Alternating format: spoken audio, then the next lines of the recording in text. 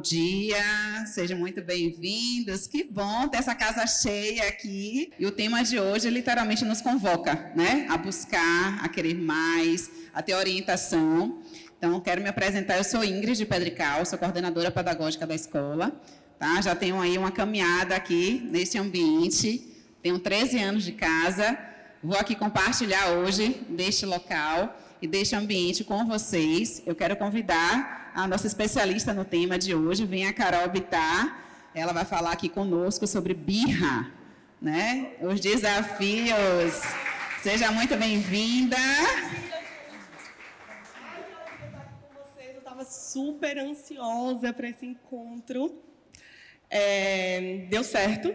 Durante um tempinho a gente estava alinhando as expectativas, a vinda aqui para Salvador, e eu estou muito feliz de estar aqui com vocês. Espero, de alguma forma, contribuir um pouquinho do que eu quero compartilhar com vocês sobre educação infantil, sobre comportamento, para que vocês virem a chavinha de vocês, saiam daqui com o coração mais leve e também sabendo lidar, tá? Vocês não vão sair aqui de mãos vazias, não, tá bom? Vou ficar aqui e a gente vai ter esse momento, né? Vocês vão também ter um momento de tirar dúvidas, né, Ingrid? Tá certo? Eu vou sentar. É aqui, meu local? Aqui? Pronto. Então, Carol, né, não sei se vocês tiveram a oportunidade de pesquisar, mas ela é psicóloga, especialista em neurociência e comportamento. E este tema de hoje foi pensado, né, foi confabulado junto com toda a equipe, pensando em proporcionar a vocês, né, orientações, porque a gente vai conversar exatamente sobre isso, que não para nos 2 anos, né, que todo mundo pensa que essa birra, esse momento só acontece aos 2 anos, a gente sabe que isso perdura, né, pelas idades, e a gente vai trocar esses momentos. Como é que vai funcionar, tá, este encontro de hoje? Eu trouxe aqui algumas perguntas norteadoras, diante também do que vocês responderam no ato da inscrição, do que vocês esperam, né? Qual a expectativa de vocês para esse evento? Então, diante dessa curiosidade, a gente elaborou perguntas para que Carol possa, né, desenvolver, conversar, trocar com vocês. Então, eu acho que a gente tem que começar pela principal pergunta, né? O que é uma birra? Então, fale aí, Carol, o que é que você pensa sobre isso? Queria começar perguntando o que vocês acham que é birra. Alguém tem uma ideia? Que as pessoas têm uma noção que a birra está ligada ao quê? A criança se jogar no chão, a criança gritar, bater pé, chorar. Quem tem uma ideia? O que seja birra? Alguém? Ninguém? Uma frustração, né? E realmente faz todo sentido. Mas antes de responder o que de fato é birra, eu queria levantar uma reflexão para vocês. A birra, né? Na verdade, eu vou até gerar uma frustração em todos. A birra, na verdade, ela acontece no ser humano. Qualquer pessoa, em qualquer idade, a birra acontece. E por que a birra acontece com todo mundo? A birra, ela, na verdade, é uma desregulação emocional. Todos nós, eu, Ingrid, vocês, todos nós passamos em algum momento por uma desregulação emocional. Quem aí num trânsito já não ficou chateado, deu uma buzina, xingou, né? Tem às vezes que chamam um palavrão, gente que brigou com o marido, com a esposa, fica com cara feia, às vezes altera o tom de voz. A birra, na verdade, ela é uma desregulação emocional que faz parte do ser humano em si, né? Mas a gente tem que ter uma atenção. A birra, por ser uma desregulação emocional, a gente entende que ela tem facetas, ou seja, ela vai mudando ao longo do desenvolvimento humano. Então, se o seu marido, a sua esposa, às vezes tem um comportamento mais intenso, mais, né, às vezes não tão assertivo assim, a gente pode considerar como uma birra. Mas na criança, o que acontece? E por que às vezes as pessoas associam tanto a birra ao desenvolvimento infantil? A criança, ela tem um fator muito diferente de nós adultos. O cérebro dela não é tão desenvolvido assim. Então, imaginem que o nosso cérebro é uma máquina. E ele, quando um bebezinho nasce, ele nasce com um cérebro extremamente imaturo e primitivo. E tem uma partezinha do cérebro aqui, quem sabe, que é o córtex pré-frontal. Já ouviram falar? Alguém já ouviu falar do córtex pré-frontal? Que é essa parte na frente do cérebro, do nosso cérebro, que é responsável pelo nosso autocontrole e paciência. Nas crianças, essa parte do córtex pré-frontal se desenvolve a partir dos 4 anos, em média. Ou seja, o que a gente espera de uma criança com um cérebro que não é tão bem desenvolvido? Que, de fato, ela seja mais intensa nos seus comportamentos, que na hora que ela, diante de uma frustração, um não que ela recebe, quando ela não quer tomar banho, quando ela quer o pirulito e não é a hora do pirulito, ela reage de forma intensa, porque o córtex pré-frontal, que é essa parte, essa região aqui bem na frente do nosso cérebro, não é bem desenvolvida. Só para vocês terem uma noção, o córtex pré-frontal, ele se desenvolve até, em média, 25 anos. Vocês têm noção do que tanto tempo que demora para um cérebro se desenvolver? Aí vocês podem até se perguntar, mas Carol, né? Tem gente que fala assim, mas Carol, tem adulto que tem um córtex pré-frontal mais desenvolvido, né? Já está desenvolvido, tem mais de 25 anos, tem 30 anos, e se descontrola. Né? E também faz as birras. Sim, porque o nosso cérebro, ele é como se fosse um músculo. Então, nós, por exemplo, na minha geração, na geração de vocês, a gente não teve educação emocional, muitas vezes. A gente não aprendeu a regular as nossas emoções, a gente não aprendeu a lidar com as nossas emoções. A inteligência emocional, a lidar com as nossas emoções, a se regular, é algo muito novo. Então, assim, é um conhecimento que vem dentro da neurociência, vem sendo estudado, e se percebeu dentro dos estudos que o cérebro ele é moldado a partir do ambiente que a gente está. Então, não adianta você ter um cérebro só desenvolvido. Você precisa treinar esse cérebro. Por isso que algumas pessoas têm mais controle emocional que outras. Você percebe que, às vezes, tem algum adulto que tem um controle inibitório, consegue controlar mais um impulso de gritar, de bater, do que, às vezes, um outro adulto? Isso está relacionado ao nosso córtex pré-frontal. Bom, eu sei que falar sobre a questão de birra é um tema tão abrangente, é tão amplo, mas eu quero que vocês entendam, dentro de um ponto de vista neurofisiológico, a gente está falando de um cérebro imaturo. Levando em consideração isso, a birra, por conta desse córtex pré-frontal, a criança ela vai se comportar de uma forma mais intensa. E tem um outro fator também que influencia muito na birra. Alguém tem ideia? Além do córtex pré-frontal, que não é tão desenvolvido? Ninguém? Os pais também. Mas tem um outro fator, a linguagem. Vocês sabiam que quando o bebê nasce, eu acho que vocês já ouviram falar, um bebê nasce, a primeira comunicação do bebê é através do choro. Então, quando é que vocês sabem que um bebezinho está com cólica, quando ele está com fome, com sono, ele chora.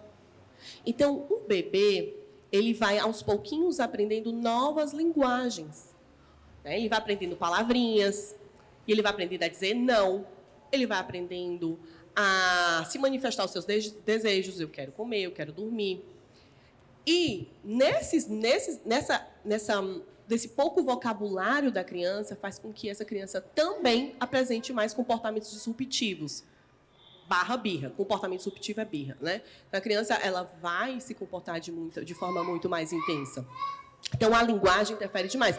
Vocês observarem, quanto menor o seu filhinho for, quem tem filho de idades diferentes, assim, 2, 3 anos, uma criança de 7, 8 anos, percebam que muda um pouquinho. Então, percebam que a linguagem da criança, quanto menor o seu filho for, mais intenso ele vai se comportar. Quem tem crianças de idade diferentes aqui, que podem... Pronto. Não? Como é teu nome? A Tatiana, tem idades diferentes. Você já percebeu que uma criança menor ela é mais intensa? Chora muito mais, tem uma tendência de se jogar muito mais no chão, tem uma tendência muito mais a bater. Por quê? Porque essa criança ainda tem um cérebro bem menos desenvolvido do que uma criança de 6, 7, 8 anos. Então, a gente precisa ter muita atenção. Por que eu estou falando isso? Porque as birras, a gente precisa alinhar as nossas expectativas. Caso contrário, a gente está cobrando algo que está desalinhado dentro da fase de desenvolvimento. É a mesma coisa que eu pedir, uma criança de 4 meses ande, levanta e sai correndo. Não está alinhado ao desenvolvimento dela, tá? Mais à frente, a gente vai falar aqui, vocês também ficaram, ai, Carol, mas ok, eu entendi que meu filho faz birra e é normal, agora eu estou entendendo. O cérebro não é tão bem desenvolvido assim. Tem a questão da linguagem que interfere. Mas eu não vou fazer nada. Mas vocês, já a gente vai entrar aprofundar esse assunto. Mas eu quero que fique claro, desde agora, que a birra é uma desregulação emocional advinda de aspectos neurofisiológicos, mas que ela perdura a nossa vida inteira. Porque eu faço birra também em alguns momentos. Quem nunca erra? Quem nunca, em algum momento, faz alguma coisa que depois fica assim, eu exagerei na minha conduta, eu exagerei na forma como eu me comportei. Então, a gente precisa tirar um pouco esse pensamento de que birra está sempre associado à criança. É o primeiro ponto que eu quero que vocês virem a chave disso, certo? Com relação a esse tema. E aproveitando, né, essa oportunidade, porque existem muitas expectativas, né? E o que é que se esperar de cada fase desse desenvolvimento, né? Vamos lá. Os terríveis 2 anos, né, que todo mundo traz, essa dificuldade, como essa criança se comporta, seja aqui na escola, seja nos ambientes sociais. Então, eu sou mãe também, sou mãe de gêmeos, e a gente fica pensando, não, eu sou educadora, eu não vou passar por situações como essa, mas eu vivo a realidade como todos vocês vivem, né? Então, dentro da minha realidade, lógico que a gente não espera que a gente viva isso. Mas ser educadora facilita um pouco, né? Que eu digo assim, quem lida com 20, 25 crianças dentro da sala de aula, 2 é fichinha, né? Mas o desafio acontece do mesmo jeito. Então, são personalidades diferentes, né? E, coincidentemente, o nome dos meus, né? Benício e Valentim, o nome do filho dela, a gente descobriu que é Benício. Benício. E a gente ficou conversando que exatamente os comportamentos de um e de outro são bem parecidos. Eu falei, é o mais desafiador, vamos dizer assim. E a gente vai encontrando meios, né, de conduzir, a gente vai falar sobre isso, né, de que forma a gente pode prevenir, de que forma a gente pode mediar essa situação e ajudar essa criança a sair da birra. Então, a pergunta que eu gostaria de fazer, né, o que pode se esperar dessa fase, né, dessa primeira infância, das idades, né, que acho que é o marco, como você perguntou, da diferença das idades, quem tem filhos, né? Então, trazer características, né, como você falou, de se jogar no chão. Lógico que uma criança de 6, 7 anos não vai fazer isso, mas pode entrar no quarto, bater a porta, porque está, né, chateado. Então, de que forma os pais, né, podem ajudar as crianças a conduzir nesses momentos de birra? Sabe um ponto interessante que eu quero compartilhar com vocês? A Ingrid estava falando sobre a questão dos filhos, né? Ela tem gêmeos, então ela pode dar uma aula aqui para vocês também. Anos que eu atuo na clínica, né, com crianças, há muitos anos, com pais, crianças, e eu sempre peguei todo tipo de criança com os mais desafios de comportamento, assim, desde crianças com transtorno diagnosticado, né, principalmente o TOD, que traz muito mais desafio de comportamento, essas birras mais intensas.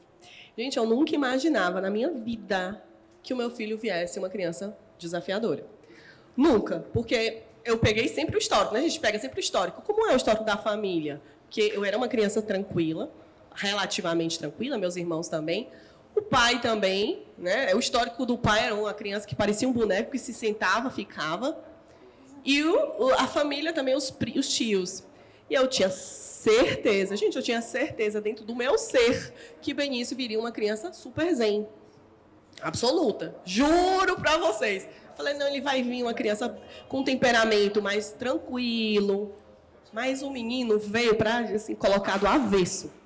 Porque eu tive privação de sono, era uma criança que chorava muito, é uma criança que demanda muito, e até hoje é uma criança que ela tem um perfil de ser uma criança mais desafiadora. Então, acho que é um ponto também importante, que eu estava falando sobre a questão de birras, a gente entender que existem temperamentos também, tá? Então, por isso que às vezes a gente vê crianças que batem, crianças que não batem, crianças que são mais reativas, crianças que não são tão reativas. Inclusive, tem um conceito que se chama, fala muito sobre crianças orquídeas, né? Então, essas crianças que elas são mais hiperreativas ao ambiente, então elas se frustram mais, elas se demonstram mais. Isso não é transtorno, isso não é um problema. Mas a gente precisa entender que, sim, às vezes crianças são diferentes, inclusive irmãos diferentes, dentro de um mesmo ambiente familiar.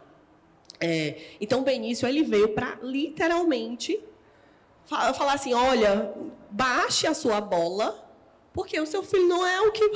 Ele não vai ser do jeito que você quer, não vai ser aquela criança. Então, ele veio, de uma certa forma, assim, para, primeiro, né, abaixar minha bola. Segundo, para eu também investir tudo que eu pudesse dentro de estratégias, de ferramentas, para que ele, de fato, consiga, né, se desenvolver bem emocionalmente, cognitivamente. E aí, a gente pega essa questão dos 2 anos, né, que a Ingrid estava falando, que os terrible two, que o pessoal chama, a adolescência, né, a adolescência dos 2 anos, que é um termo popular, né, não existe nenhum conceito científico sobre isso, mas realmente existe dentro da literatura uma mudança, de fato, no comportamento infantil, em média, tá, gente? Não é virada de chave, não. Em médios, entre 1 ano e 9 meses, 2 anos, porque a criança ela começa a ir por uma outra fase. Do 0 aos 2 anos, a criança ela está numa fase que a gente chama de sensório-motor. Então, a criança ela se movimenta, ela explora o ambiente, ou às vezes ela está engatinhando, começa a andar, e ela quer pegar em tudo. Quem tem um filho pequeno, que você tira a mão daí, aí ele vai e pega. Né? O meu filho, por exemplo, ele tem agora ele melhorou, mas ele tinha um negócio com tomada que eu ficava tão na paranoia que eu cheguei a comprar um protetor de tomada, porque ele tirava os protetores de tomada. E eu ficava tão tensa que eu peguei um super potente, um bem para não ter perigo. Então, ele estava na fase muito sensório-motor, de colocar o dedo tal, e mexer. Agora que ele está numa outra fase, ele entrou numa fase pré-operatório, que é uma fase que é justamente dos 2 anos, que ainda tem um pouco dessa questão sensório, de querer mexer, pegar nas coisas. Mas a criança ela começa a se perceber como um ser individual. Então, ela começa a perceber, olha, minha mãe tem desejos, minha mãe faz o que ela quer, meu pai faz o que ele quer. Por que não? Eu não posso dizer que eu não quero tomar banho agora. Por que não? Eu tenho que interromper minha brincadeira agora. Por que eu não posso comer meu bolo agora no almoço? Sabe? Então, a criança nos 2 anos ela tem essa grande mudança de se perceber como um ser que tem desejos. Por isso que, normalmente, existem muitos relatos de crianças começarem a ter uma alteração de comportamento, ficarem mais irritadas, se jogarem mais no chão, chorarem, gritarem, por conta disso. Mas eu gosto de frisar, porque isso pode acontecer antes. Isso pode acontecer depois. E, principalmente, a depender do temperamento do seu filho. Por exemplo, o meu filho, que tem 2 anos, né, 2 anos e... você tem 3 meses, por aí. Ele começou muito antes, porque ele já tem um temperamento que tem uma tendência a demonstrar realmente a raiva, a frustração. Então, eu preciso ajudá-lo a lidar com esse sentimento. Mas isso não significa que eu vou ser permissiva, né? Eu vou deixar ele fazer o que ele quiser. Como ele adora o bolo fofo da minha mãe. E aí, se deixar, ele toda vez pede. Ele fala assim, mamãe, comer boio. Mamãe, boio. Mamãe quer boio, pedaço de boio. E se eu der o boio dele toda hora que ele pede, eu vou estar sendo permissiva. Mas eu entendo que tudo bem ele pedir. E, às vezes, também tudo bem ele se sentir chateado porque ele não vai ter o boio dele. Sabe? E aí, a gente vai entrar nessas ferramentas e eu vou ajudá-lo a lidar com essa frustração de não ter o bolo. Então, ele, nessa fase dos 2 anos, ele está na fase do querer. Eu quero o boio, eu quero isso, eu quero aquilo, e nem sempre isso é possível. Então, realmente, nos 2 anos, existe essa virada de chave. Mas, Carol, meu filho, com os 2 anos, nunca teve isso. Apresentou isso lá para os 3, que eu também... Chega muito na clínica, essas demandas. Chegou muito com os 3 anos... Também isso pode acontecer. Não é tão comum, mas pode acontecer, né? Então... Desculpe, Carol, mas aproveitando exatamente como você está tocando nesse assunto, os meninos, aos 2 anos, eles não apresentaram isso. Eu achei maravilhoso. Eu falei, opa, pulei essa fogueira. Né? Mas agora, aos 4 anos, que já estão fazendo 5, é que eu estou tendo muito mais desafios. Né? Então, essa fase, essa questão da idade... é muito relativa. Porque a gente vai encontrando desafios, a criança vai tendo muito mais consciência do que é que ele pode, o que é que ele não pode, a forma como ele argumenta, porque as crianças hoje em dia argumentam muito. Né? Você dá uma resposta e vem outra pergunta, que você responde até com pergunta e isso vai. Então, Tem momentos que a gente consegue trazer essa explicação, né? Existe um entendimento, lógico, dentro da idade de cada um. A gente vai buscar uma linguagem que seja de fácil acessibilidade, né, de compreensão também. E que, eu digo assim, nós, famílias e educadores, a gente precisa pensar de que cada criança é literalmente uma criança. A gente não pode comparar o nosso filho com o filho de ninguém, né? Eu posso comparar Benício com Benício e Valentim com Valentim, né? E quem é Benício hoje, quem é Benício daqui a um tempo.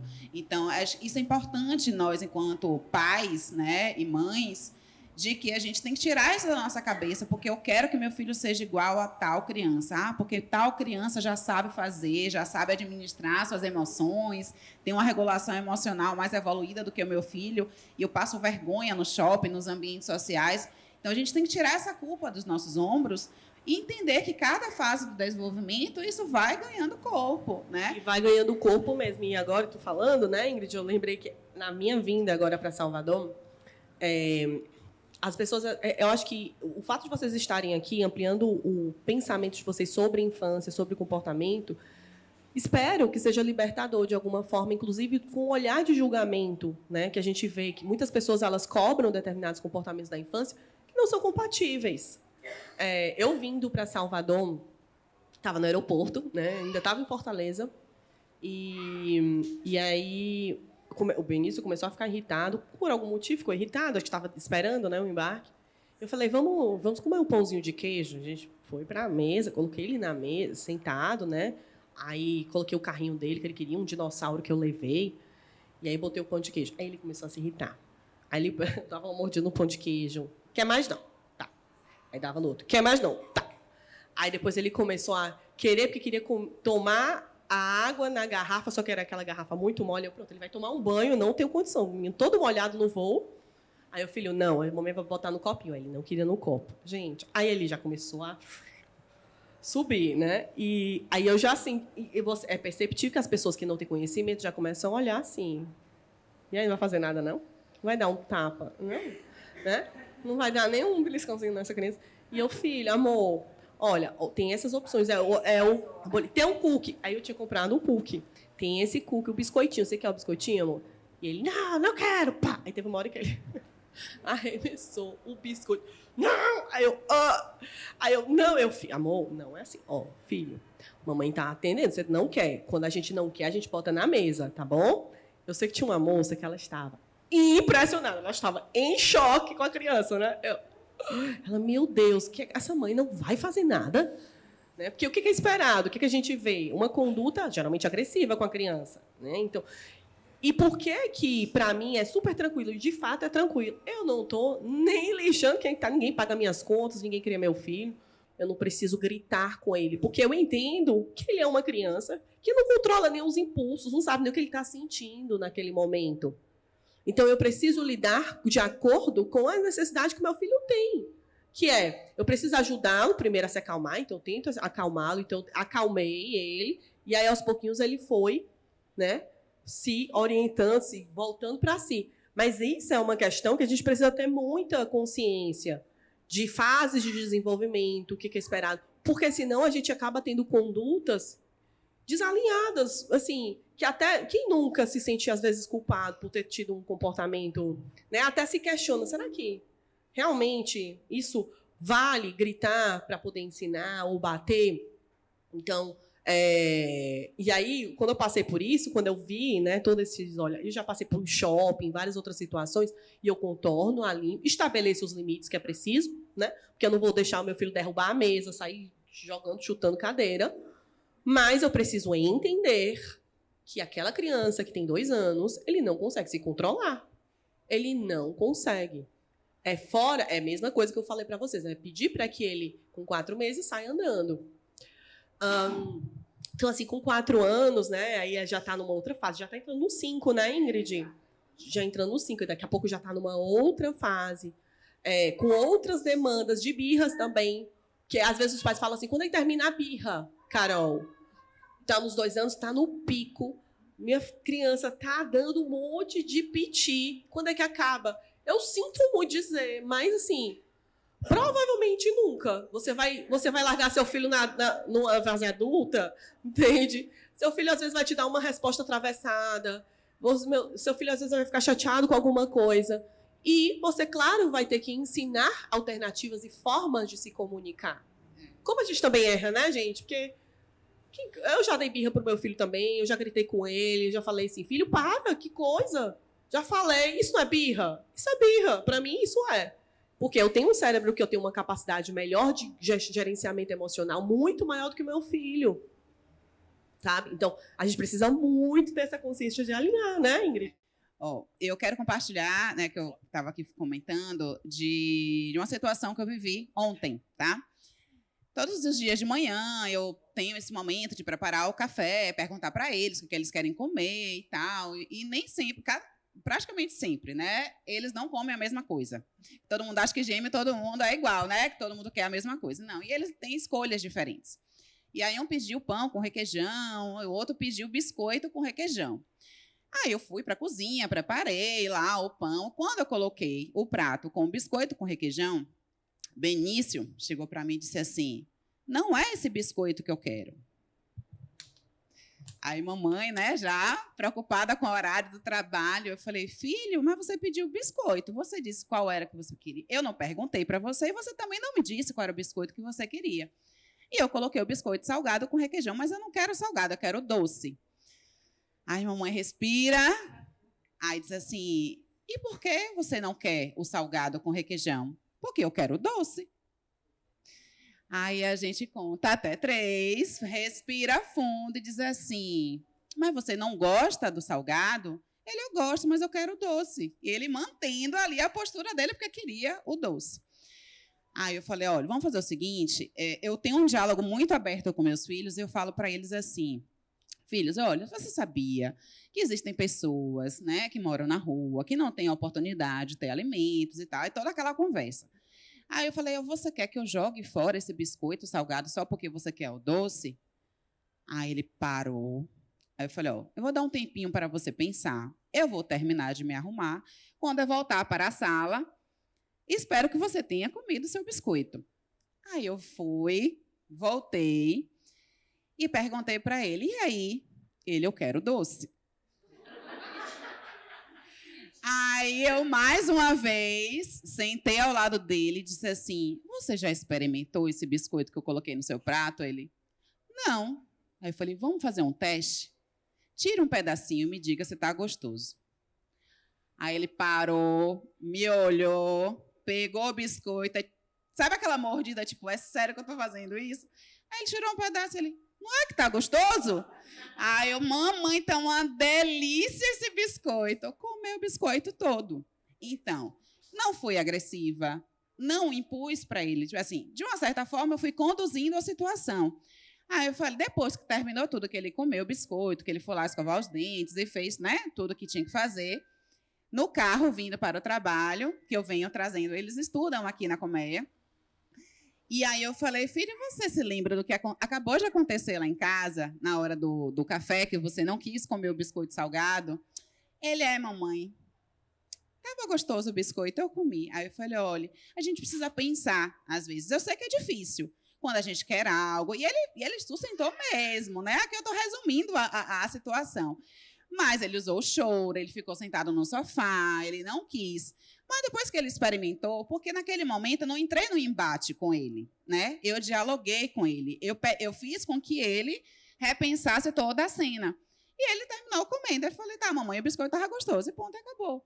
Né? Então, assim, outras situações que a gente vive dentro de casa, né? Esse 1, 2, 3 que eu trago, eu ia te perguntar se era a sua respiração para você se acalmar ou se era o tempo para a criança reagir. E aí, eu trago, às vezes eu faço isso, mas tem um desafio também, você termina no 3 e o negócio não funciona, né? E aí faz o quê? Né? Aí eu trago assim, filho, olha, vamos lá, vamos sentar, vamos conversar. Então, eu sou muito do diálogo. E eles têm essa oportunidade também de trocar comigo, né? Então, a idade favorece a esse diálogo, a sustentação do pensamento, de você trazer a compreensão, o porquê daquele não ou o porquê daquele limite que você está impondo naquele momento. Então, o limite que eu trouxe para ele é de que, assim, eu não vou jogar fora o biscoito. Eu não posso desperdiçar a comida. Então, que estratégia a gente vai utilizar? E a mesma coisa, gente, aproveitando, trazendo a realidade para a escola, tá? Então, a gente vive essas dificuldades enquanto educadora, né? Hoje eu sou coordenadora, mas fui professora durante alguns anos e a gente vive isso o tempo inteiro na sala. Ah, eu quero fazer porque eu quero fazer. Ah, porque minha mãe deixa fazer isso, porque meu pai deixa fazer isso. E a gente traz uma construção de um ambiente sociomoral. Então, assim, dentro da sala de aula, existem combinados, existem regras, né? Tudo bem que sua mamãe deixa você fazer isso em casa, mas você está na escola, você está num ambiente que tem outras crianças. E a gente precisa de uma regra de convivência, né? A gente precisa proporcionar às outras crianças um ambiente harmonioso, respeitoso, e nós construímos isso com as crianças. Então, cada professora, junto com o auxiliar e as crianças, tem combinados que são pensados, elaborados por eles. Não é simplesmente o professor dizer assim, olha, não pode isso, não pode aquilo. A gente evita trazer o não, como até a escrita do nosso combinado. Então, quando sairmos da sala, o que é que nós devemos fazer? Apagar a luz, desligar o ar-condicionado. Vamos lá, estou dando um exemplo, tá? Cuidar do colega, ao invés de dizer não bata no colega. Então, o não, a gente tem muito cuidado de utilizá-lo no momento correto, da forma correta. Porque, às vezes, o não entra naquele lugar, né, de qualquer momento, né, na zona de conforto e de conflito também. Né? Então, quando a gente traz o combinado, a gente traz para as crianças, quando algo acontece na sala, do machucar, tem na sala de aula um espaço que ficam esses combinados que são elaborados, tem fotos, a depender da idade, a gente traz a foto daquela ação acontecendo, e as crianças maiores, eles desenham, né? Então, quando tem dúvidas, eles recorrem a esse painel e falam assim, olha, qual é o nosso combinado? A gente pode machucar o outro?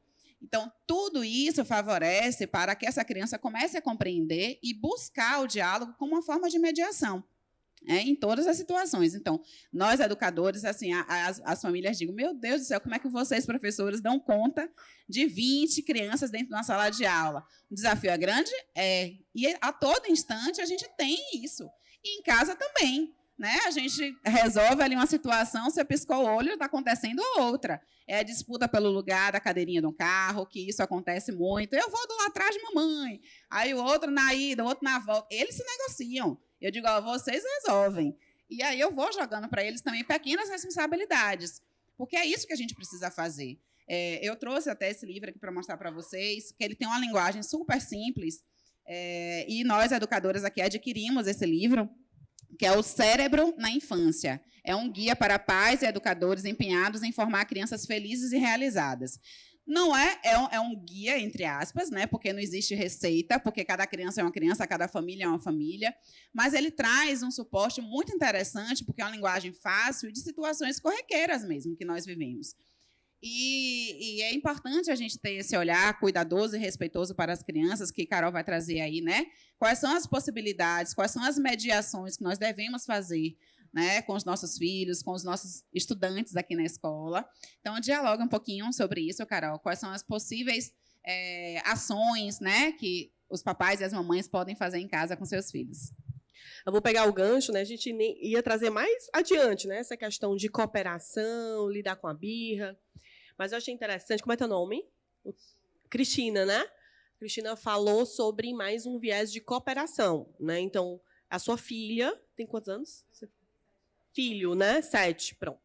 A gente já está falando de uma criança de 7 anos, uma criança maior, que tem uma compreensão melhor sobre combinados, regras. Então, a gente tem que... É isso que a gente precisa ter muita noção também, né? Que idade essa criança se encontra, que fase essa criança se encontra. Mas o primeiro ponto que eu quero trazer para vocês dentro dessa situação específica, que é da escola, né? Colocar a farda, a roupinha da escola, é que perceba que todos nós temos, às vezes, algumas resistências a algumas atividades do dia a dia, ou de trabalho, concorda? Que nem sempre a gente faz tudo feliz, mas a gente faz, ou às vezes a gente não faz, né? Mas a gente tende a realmente fazer. Mas a criança, ela muitas vezes, ela não, por mais que ela tenha 7 anos, ela tem uma noção de regras e combinados um pouco melhor do que uma criança menor, ela vai ter ainda uma dificuldade de entender todos esses impactos de um atraso, de botar uma falta, chegar atrasado, tudo que envolve, às vezes, a rotina dos pais, de uma certa forma. Então, a gente vai precisar de muitas estratégias de comunicação para auxiliar essa criança para que facilite a cooperação. Aí eu vou pegar da idade dele, né, de 7 anos. Com uma criança de 7 anos, que ela já tem uma noção de uma dinâmica de combinados e regras, eu gosto muito, né, assim, do ponto de vista de estratégico mesmo, é de chamar a criança para participar mais dessa questão da rotina. Então, por exemplo, filho, vem cá. Você tem dificuldade de acordar? É acordar, não é de manhã que você falou? É acordar. Às vezes a gente acaba chegando atrasado na escola. Vamos pensar em algumas estratégias que facilite, né, a sua vida também, para que fique mais fácil.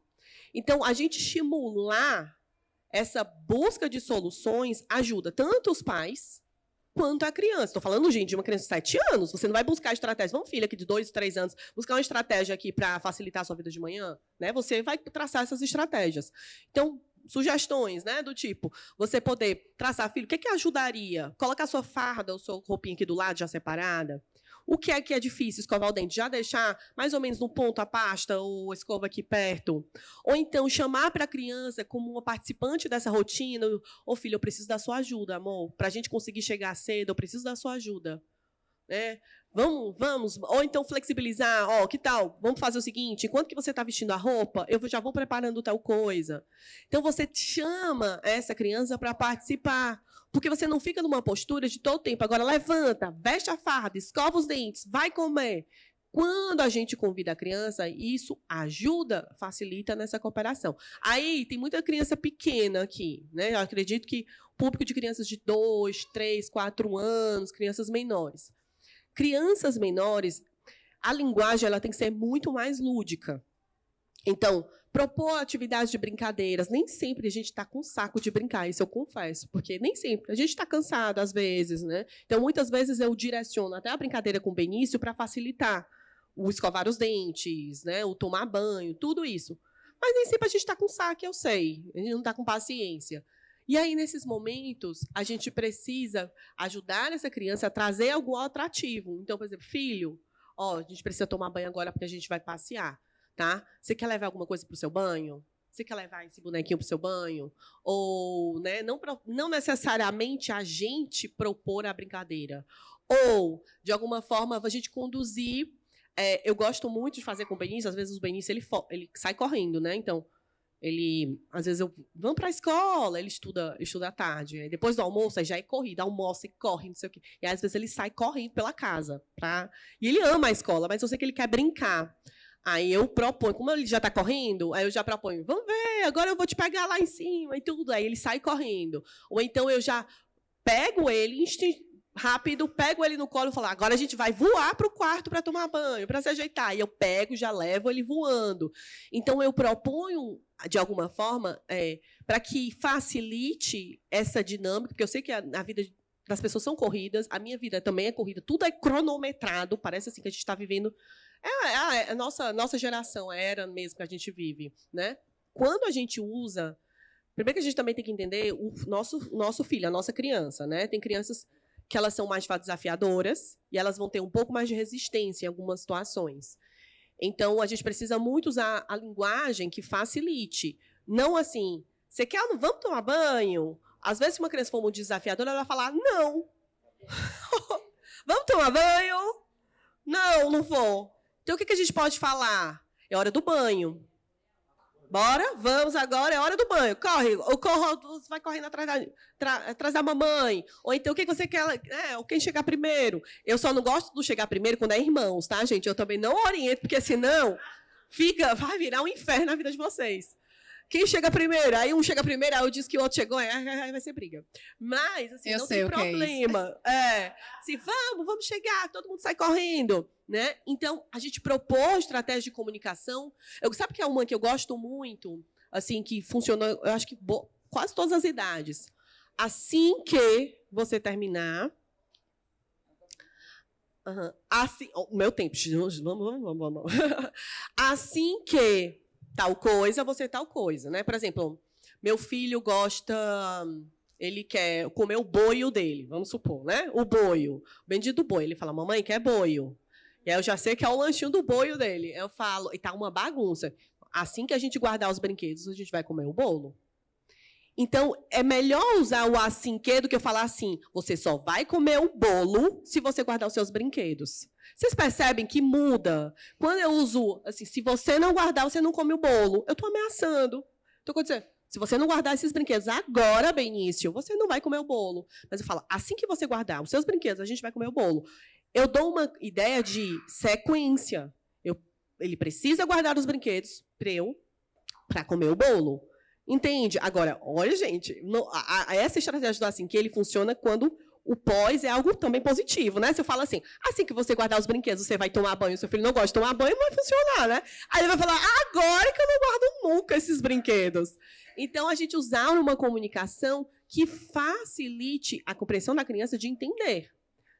Aproveitando, já que você está falando sobre isso, né, e com relação à diferença, porque existe a birra e a desobediência, né? É algo que a gente precisa trazer, essa diferenciação, porque, como você já falou, a birra entra na desregulação emocional. A desobediência vem aí de um outro lugar, né? Então, eu queria que você falasse um pouquinho sobre essa diferença entre birra e desobediência, que é importante que nós, né, pais, eu sempre estou me incluindo porque nós vivemos, né, esses momentos. Então, trazer essa clareza e essa postura proativa, trazendo sempre o lado positivo, porque quando a gente traz a postura reativa diante de uma birra, a gente não ajuda a criança a se regular. A gente se desregula também, a gente fica nervoso porque a gente tenta ali respirar, mas o desafio está posto, o desafio está ali diante de nós, né? Então, trazer essa orientação e diferenciação de que é uma birra ou de que é uma desobediência e esse perfil dessa família, né? Das possíveis ações que nós podemos fazer dentro de casa. Falar de desobediência. Eu nem gosto desse termo. Não, gente, eu não gosto. Sinceramente, me incomoda um pouco. Não é errado, tá? A gente falar desobediência. Não, eu não estou julgando quem usa o termo. Mas, às vezes, a desobediência ela traz um viés e uma linha de raciocínio das pessoas muito equivocada, que é perigoso. O que normalmente as pessoas associam à obediência? É uma pessoa que você fala e ela segue o que você vai falar. Não é? Se eu obedeci o meu chefe, ele tem que falar, eu obedeço alguém. Então, sempre dá um caráter de muita passividade, que eu só tenho que fazer determinada, né? Eu tenho que agir daquela forma porque o outro está mandando. Eu gosto muito do termo de cooperação, porque cooperar dá uma conotação de que eu olho por um todo. Então, assim, se o meu filho se atrasa no banho, ele vai me atrasar, que vai atrasar a rotina. Então, existe uma cooperação dentro de uma rotina familiar que é importante que ele faça aquilo.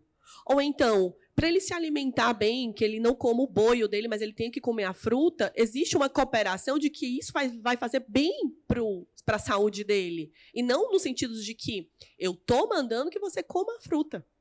Então, não é que seja ruim, um absurdo alguém falar desobediência, mas eu gosto muito mais do termo de cooperação. Então, essa diferença, né, de desobediência com relação à birra. Não foi, Ingrid, que você perguntou? A desobediência, né, traz esse caráter muito mais de não seguir essas regras, né? Então, a criança ela não segue as regras e isso os pais levam a isso um caráter de desobediência. E isso pode gerar um comportamento de birra, né? Só que assim, a gente precisa separar uma coisa, que são coisas completamente diferentes. A birra é uma resposta a alguma situação desconfortável para a criança. Um não que essa criança levou, uma frustração que essa criança tem, ou por outras situações que a gente acabou nem trazendo, né? Que eu acho que é importante salientar para vocês. A birra, a gente pega essa questão de desobediência, né? Ai, fulano é desobediente. A birra, ela camufla e esconde muitas informações da criança. Por exemplo, uma criança com fome é uma criança que pode fazer birra, muito mais frequente e intensamente. Uma criança com sono, uma criança cansada, uma criança entediada, por exemplo, numa clínica, numa consulta médica, essa criança está ali, ó, ela já começa a ficar irritada. Isso provavelmente vai desencadear um descontrole emocional, né? É uma criança que, às vezes, é uma chegada de um irmãozinho. Quem nunca passou por uma situação de alteração de comportamento da criança? Chega uma criança, um membro novo na família, essa criança começa a se jogar mais no chão, se irritar, bater, gritar. Então, a birra é uma comunicação da criança e que ela camufla. E se a gente não olha direito, a gente só acha que é desobediência. Que menina desobediente. Eu falo e ela é teimosa, ela faz o contrário. Mas, muitas vezes, essa criança ela está no nível de estresse altíssimo. O cortisol do sangue dela está lá, pipocando, lá no topo, que é o hormônio do estresse, e ela vai reagir. E um outro mecanismo importante, porque, gente, birra é um tema tão amplo que vocês não têm noção, né? E um outro ponto importante é que quando uma criança, né, dentro dessa desobediência, que pega o gancho dessa pergunta, ela sente que ela está sendo pressionada ou ela sente medo de alguma reação dos pais, ela tende a ter comportamentos de birra. Existe um mecanismo nosso que é primitivo, do tempo que a gente, né, da época dos bípedes, né, na época da nossa ancestralidade, que a gente, para nos defendermos dos predadores, né, a gente precisava lutar, fugir, né, dentro desses mecanismos. A gente também paralisa. Então, quando a criança, o sistema límbico dela, o que é responsável pelas emoções, libera uma emoção de estou com raiva. Estou com raiva porque minha mãe ou meu pai me negaram alguma coisa, me negaram um bolo de chocolate. O sistema límbico libera essa emoção e o córtex pré-frontal, né, ainda está em desenvolvimento, ela vai entrar em um mecanismo de luta ou fuga, que é um mecanismo de sobrevivência. Ou seja, por isso que a criança ela pode lutar, bater, gritar, se jogar no chão ou fugir. Às vezes tem crianças que elas ficam paradas, quietas, e aquelas crianças que às vezes falam, então calminha, tranquila, às vezes eu dou uma bronca, e ela fica, não, super zen, tranquila, leva de boa. Às vezes não, essa criança ela está internalizando aquilo, mas ela entra no mecanismo de fuga, ela paralisa e ela fica ali. Então, a birra ela é também um mecanismo de sobrevivência humana. Né? A gente utiliza, todos nós utilizamos, às vezes, mecanismos de defesa. Quem muitas vezes não recebeu alguém fala alguma coisa para você e você dá uma resposta meio amarga, mas não precisava, porque às vezes foi o seu mecanismo de defesa acionando e você nem percebeu. Então, as crianças, elas utilizam muito. Então, a desobediência, na verdade, né, dentro da perspectiva, é uma coisa diferente da birra. A birra é um comportamento que camufla tem uma comunicação por trás dessa criança, mas a desobediência ela está relacionada a fases do desenvolvimento. Então, a criança ela vai se opor muito mais se ela for menor e ela vai continuar se opondo, mas demonstrando de outras formas quando ela for maior. Tá? Tem uma outra pergunta também, Ingrid, que puxa o gancho, né, com relação a ferramentas, não é? Isso. Para você trazer, assim, de que forma vamos dizer assim, a família pode ajudar essa criança nessa crise. Pronto, essa outra pergunta que eu estava tentando lembrar que a Ingrid fez. E aí vamos falar de idades um pouquinho, né? A criança, ela no início do seu desenvolvimento, ela se corregula. O que significa dizer? A criança ela precisa de uma outra pessoa, um adulto cuidador, seja mãe, pai ou qualquer outro professor, né, educador, para ajudá-la a se regular. Vocês lembram que eu falei que o cérebro não está bem desenvolvido? É mais ou menos, então, que ela pegasse e falasse assim, olha, eu não tenho um cérebro desenvolvido, eu preciso que você, com o seu cérebro, me ajude. Certo? Então, a criança, ela se corregula. Então, como é que a gente acalenta um bebê quando ele está chorando? A gente bota no colo, nina, né?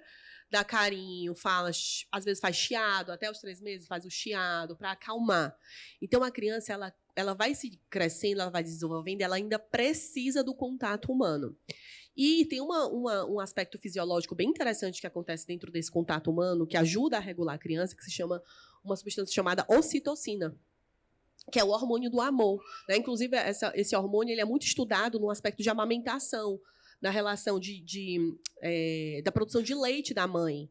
Então, quanto mais contato físico, quanto mais afeto, quanto mais contato pele a pele, a tendência é que também a mãe, através desses hormônios, também produza mais leite. Então, a ocitocina, que é um hormônio do amor, ele eleva e diminui o nível de cortisol, que é o hormônio do sangue. Ou seja, crianças menores, elas ajudam muito a você conseguir acalmar essa criança com contato físico. Dar abraço, dar colo, acalentar.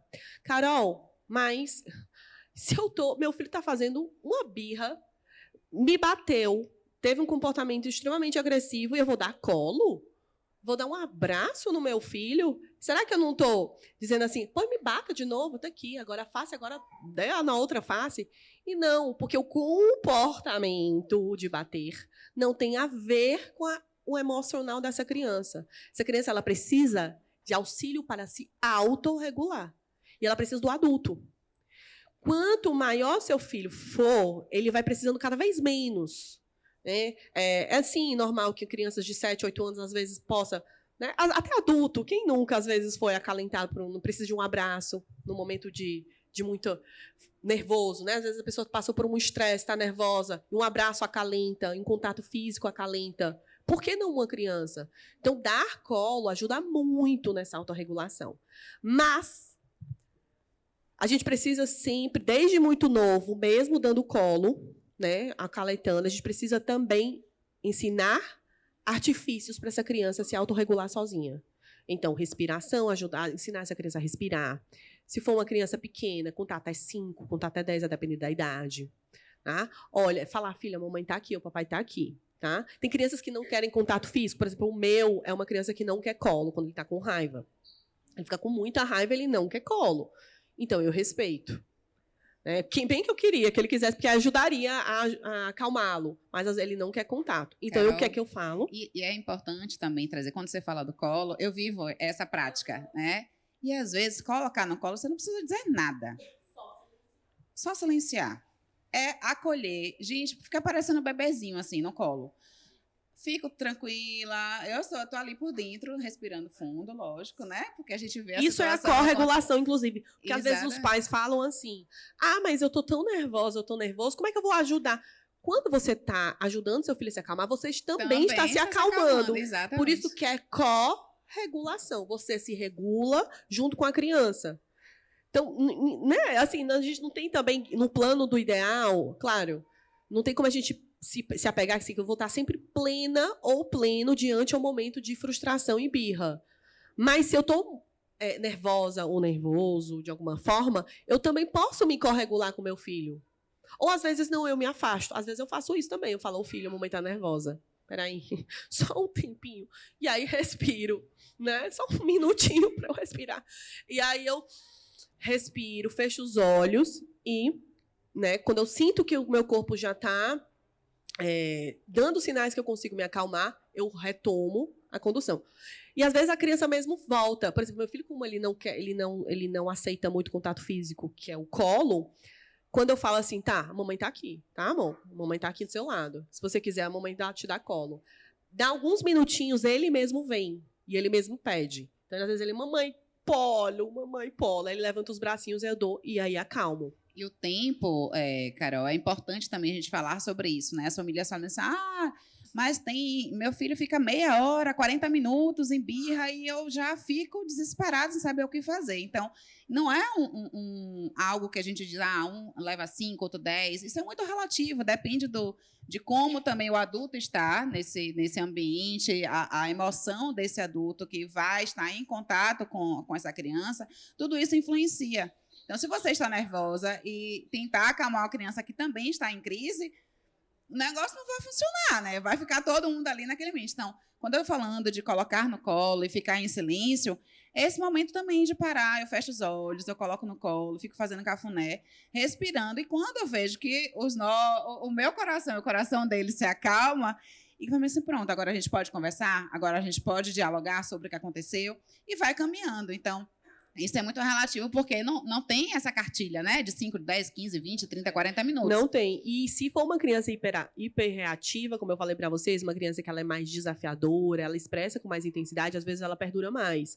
Então, tem crianças que elas entram não tanto com uma intensidade de birra, né? É uma birra, assim, de chorar, de se opor. Mas tem crianças que realmente elas se desorganizam.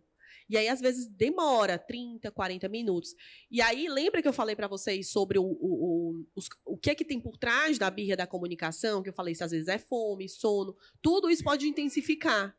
Então, prestem atenção nos filhos de vocês. Vocês são as pessoas que mais conhecem os filhos, né? Vocês conhecem as crias de vocês. Prestem atenção nessas influências ambientais ou emocionais ou fisiológicas que de fato, fazem toda uma diferença para a gente entender, essa criança está nesse nível de intensidade de descontrole porque ela está cansada. No voo, que eu vindo, né? Esse voo já tem tanta história. Foi meu filho jogando o pão de queijo no chão, o biscoito. E teve uma criança atrás de mim, que tinha por volta de uns 3, 4 anos. Chegou no finalzinho da viagem, ela entrou numa crise de uma birra emocional, uma crise emocional, que era perceptível que ela estava cansada. Então, ela só foi se acalmar quando a mãe acolheu. Entende? Então, a gente precisa conhecer os sinais que a criança dá. Agora, é claro, tem birras que são de acordo com a frustração mesmo. Então, a criança se frustra, a criança faz birra. E aí, a gente precisa contornar essa situação. Então, agora a gente vai abrir o momento de pergunta, pai, após vai ter um papelzinho para vocês anotarem as perguntas, tá? A gente vai para o coffee break agora, lanchar um pouquinho, pensar sobre o que nós dialogamos aqui. Então, elaborem as perguntas com a Fabiana. A Fabiana está ali. Dê um tchauzinho, Fabiana, nossa concierge. E após o coffee break, a gente vai dialogar mais um pouquinho através das dúvidas de vocês, tá bom? Caprichem!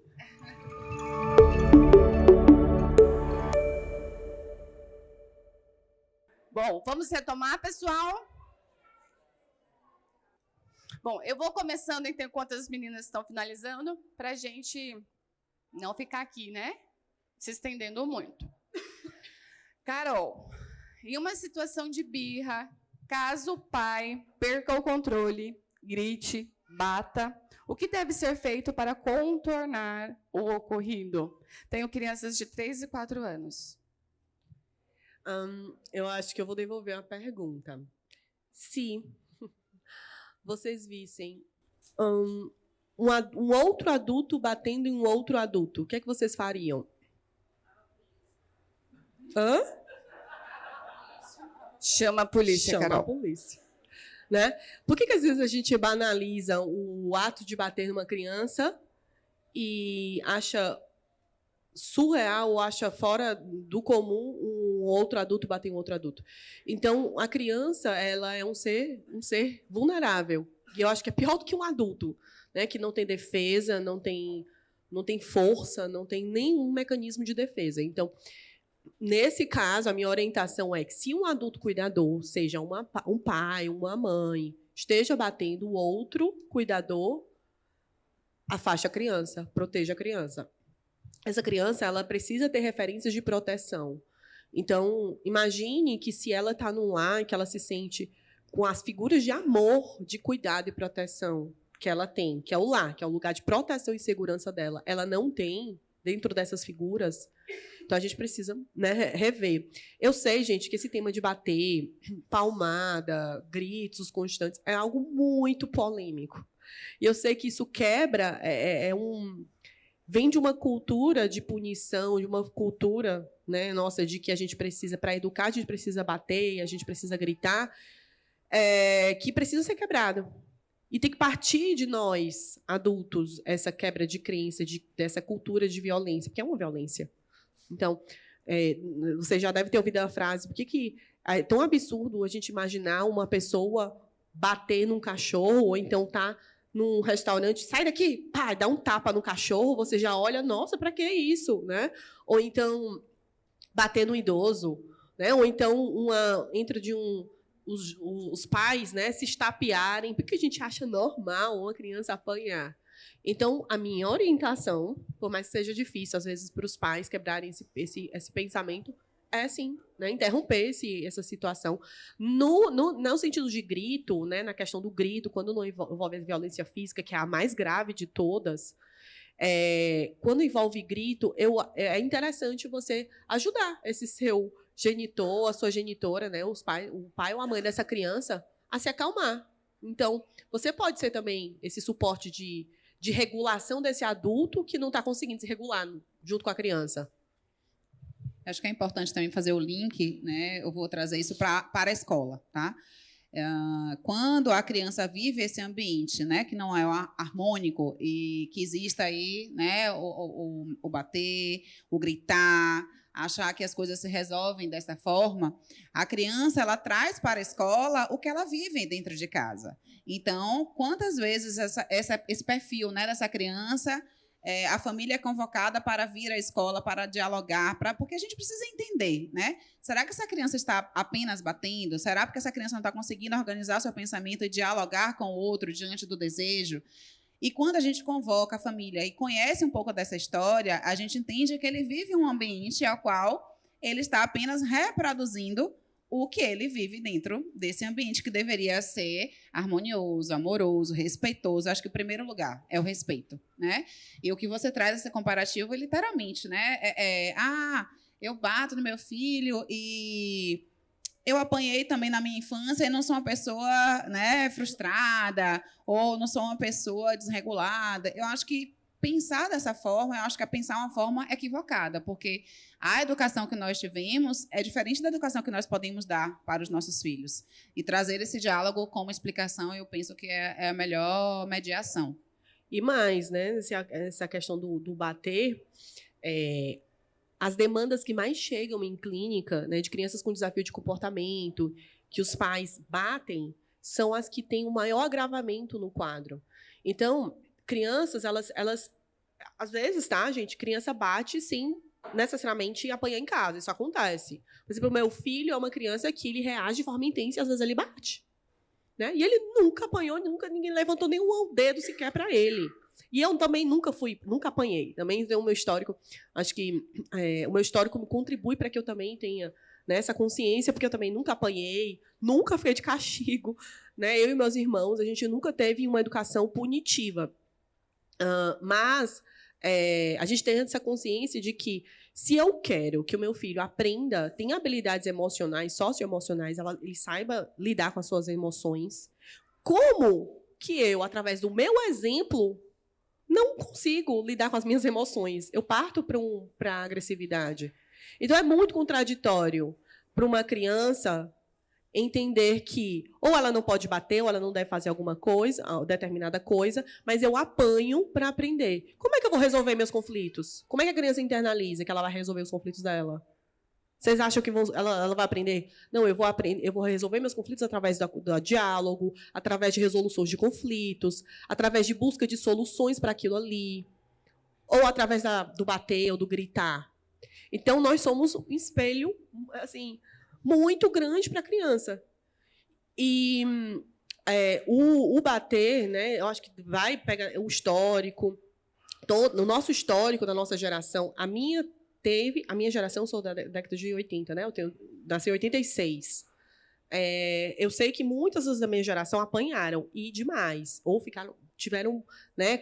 Eu já vi relatos de gente ajoelhar no milho, né? Então, coisas assim que eu fico, meu Deus do céu, eu brinco que eu acho que nunca meus pais levantaram sequer um dedo, né? Aí eu fico brincando, nem eu nem meus irmãos, nós não viramos delinquentes, que eu acho que é a frase clássica de quem bate, né? Eu bato porque senão meu filho vai virar um delinquente.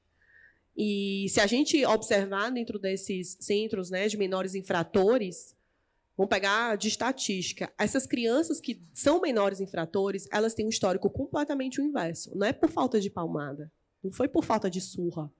São crianças que normalmente vieram de lares vulnerabilizados. Então, são crianças que geralmente apanharam muito, ou passaram por abusos de violência sexual, ou violência física, violência verbal, negligência, de tudo que você possa imaginar. Então, não é por falta de surra, não é por falta de palmada, né? Agora, eu vou fazer um adendo. Eu não estou falando que a gente não precisa estabelecer limites. É óbvio, né? Então, a gente precisa ensinar. Quando meu filho está com raiva, ele me bate, quando ele fica... Pá, ele levanta a mãozinha, eu ensino para ele. Eu falo, filho, ó, a gente tem uma regra e um combinado. A gente não bate nas pessoas. Bater machuca, dói, doeu a perninha da mamãe. E aí ele para, avalia, pensa. Mas se eu bater de volta, o que eu ensino para ele? Eu ensino o quê? É assim mesmo, resolvo na base da mão, do tapa. Tá? Ficou claro, gente? Ó, é uma quebra de paradigma. Vocês vão sair daqui com um nó no juízo. Assim, pensando, repensando. Porque, de fato, às vezes, quebrar esse pensamento é uma construção. Não é, às vezes, da noite para o dia. É uma construção. Como é que a gente vai autorizar a violência? A gente tem que desautorizar mesmo. A gente desautoriza, né? Como é que a gente vai desautorizar? Como é que a gente vai autorizar um tipo de colocar uma criança numa posição de total vulnerabilidade sem mecanismo de defesa? A gente tem que desautorizar mesmo. Se esse é o nome adequado, que eu não acho que é desautorizar, mas se for para usar, desautorize. Eu acho que a gente tem que desautorizar mesmo. Se a gente estivesse vendo, né? Se a gente estivesse vendo qualquer pessoa, né, levando um tapa no meio da rua, você já vai olhar com espanto, né? Você já vai olhar assim com torto, falar assim, poxa, não faz isso, isso não, né? Então, claro que a gente tem que desautorizar. Gente, entendam, uma criança, ela precisa de segurança. O pai e a mãe são figuras de segurança para essa criança. E a criança ela precisa encontrar essa segurança. Uma outra relação muito perigosa que causa dentro dessas relações aí parentais, né, dentro dessa relação de bater e do bater como uma forma de educação, é a criança relacionar amor com dor, que é uma relação muito perigosa. Porque o que acontece? A criança, quando ela vem de um lar aversivo, que existe muita punição, palmada e tal, às vezes violência verbal, ela entende que as relações dela de afeto, relações, né, as relações interpessoais dela, vai ser padronizada, vai ser pautada em desrespeito. O que às vezes acontece isso a médio ou a longo prazo? É uma criança, vamos pegar uma fase adulta, que às vezes se submete a relações abusivas. Um adulto, né? Se submete a relações abusivas, ou é abusivo sem nem perceber. Sem nem perceber, é abusivo dentro das suas relações. E, às vezes, é abusivo também nas relações com os filhos. Por isso que a gente fala que a palmada é um ciclo. Né? Normalmente, quem bate já apanhou. É muito raro, muito raro. Eu vou dizer assim, eu estou tentando resgatar na minha memória alguma situação de alguém que nunca tenha apanhado bater. Deve ter, eu já tenha visto, mas não é algo que me surge aqui na mente. Mas todo mundo que bate, normalmente, né, quem bate, normalmente já apanhou. Então, é um ciclo. Então, a gente precisa desautorizar mesmo. Né? Se a gente não desautoriza, quem é que vai desautorizar pela criança? Só quero saber quem. Vai sair um vizinho que vai dizer assim, não bate. Então, além de ser crime, né, gente? Vocês sabem, né? Lei do menino Bernardo. Né? Então, eu sei que as pessoas não levam a sério, mas ainda bem que tem uma lei, pelo menos, né? Mesmo as pessoas não levando a sério, mas existe. Né? Então, é uma forma de proteção. A gente tem os nossos direitos, e as crianças também têm os direitos dela. Rivalidade, egocentrismo. Então, tem lá 2 crianças, idade próximas, e tudo é meu. Ninguém quer nada. A hora que uma pega, é meu. Provavelmente são crianças pequenas. Aí, Isso, 3 e 5. A vovó quer saber, Carol, e aí, me ajude aqui a mediar esses conflitos. Eu só digo assim, né, a gente tem que orar nesse momento. Ora, respira. Medita. Gente, sabe por quê? Sabe que eu estou falando isso? É sério. Aquelas questões de alinhar as expectativas realmente é sério. A gente precisa muito alinhar as expectativas. Vou dar um exemplo da minha vivência mesmo com o próprio meu filho. com a prima, que eles convivem diariamente, todos os dias eles brincam, se veem. Aí eu e minha irmã, né, quando a gente vê eles brincando 10 minutos, a gente fala, olha, tá brincando 10 minutos sem brigar. Não vamos falar. A gente ainda sussurra, porque se falar, às vezes dá uma ideia, né? Aí a gente fala, olha, 10 minutos sem brigar. Aí estão brincando. Gente, é uma alegria quando eles brincam 10 minutos. Eu tô falando sério, não tô exagerando, 10 minutos.